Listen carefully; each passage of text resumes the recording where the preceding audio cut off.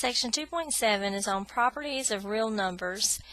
We have three basic properties that we're going to talk about in this section. The first two are the commutative properties and then the associative property.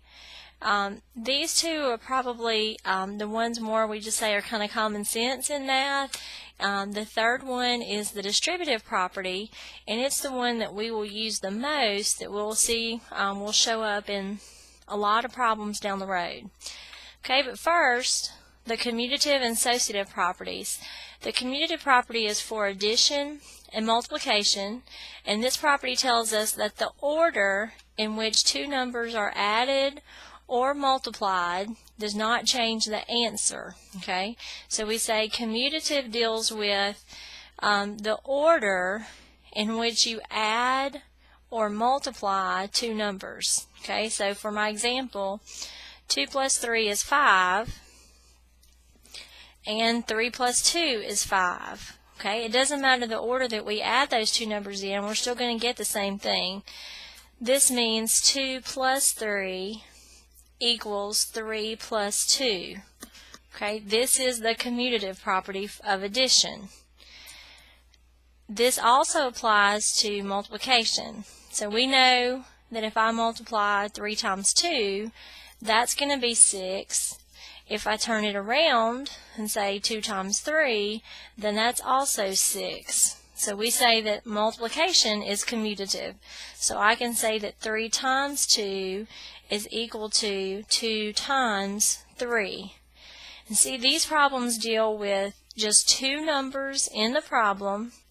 It means that it does not matter the order in which you multiply the two numbers or add the two numbers, you're still going to get the same answer.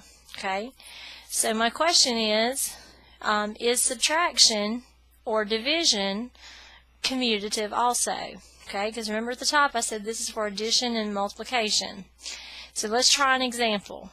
It says, is 2 minus 3 equal to 3 minus 2? Okay, well, remember your sign rules from the previous sections. What is 2 minus 3? Well, 2 minus 3 would be negative 1. Okay, what is 3 minus 2? 3 minus 2 would be positive 1. Okay, so because we didn't get the exact same answer, this means that subtraction is not commutative. So whenever we subtract numbers, it does matter the order. The signs will be different on the numbers. Okay, and if we look at division, is 10 divided by 2 equal to 2 plus 10? 2 divided by 10. Okay, let's look at what is 10 divided by 2. So 10 divided by 2 would be 5. Okay, remember I said you can write division as a fraction. So this means 10 over 2. So 10 over 2 is 5.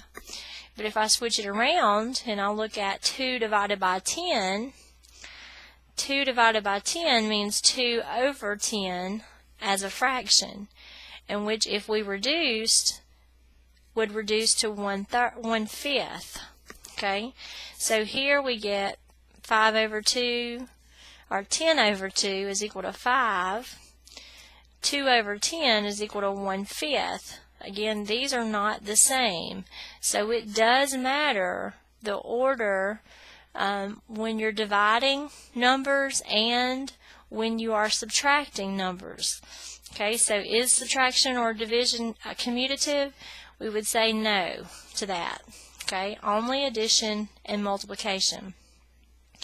The second property I want to talk about is the associative property. Okay, again, also this says associative for addition and multiplication. This property typically deals with addition or multiplication of three numbers. It tells us that the way in which those three numbers are grouped will not change their sum or their product. Okay, so here's an example. If I have in parentheses 2 plus 3 plus 4, this grouping symbol tells me that I need to add 2 plus 3 first. So that would be 5 plus 4, and so my answer would be 9. If I change the grouping on this and I group 3 plus 4 instead, then I would have 2 plus, in parentheses would be 7, which is still 9. Okay, so as long as our problem has only addition, again, the associative property says that we can group these in different ways but still get the same answer. Okay, this same rule applies to multiplication.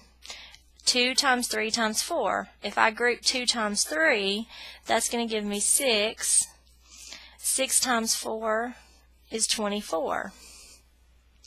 If I group 3 times 4, then I would have 2 times 12, and that's still going to give you 24. Okay, so no matter how the numbers are grouped, we're still going to get the same answer as long as we have all multiplication, like we did in this problem, or all addition, like this first example. Okay, so the associative property typically deals with 3 numbers, how you're grouping them, and the commutative property deals with 2 numbers, okay, and just the order of how you add or multiply those 2 numbers. Now, the associative property does not apply to subtraction or division, just like commutative property does not. So this is the first part of section 1.7.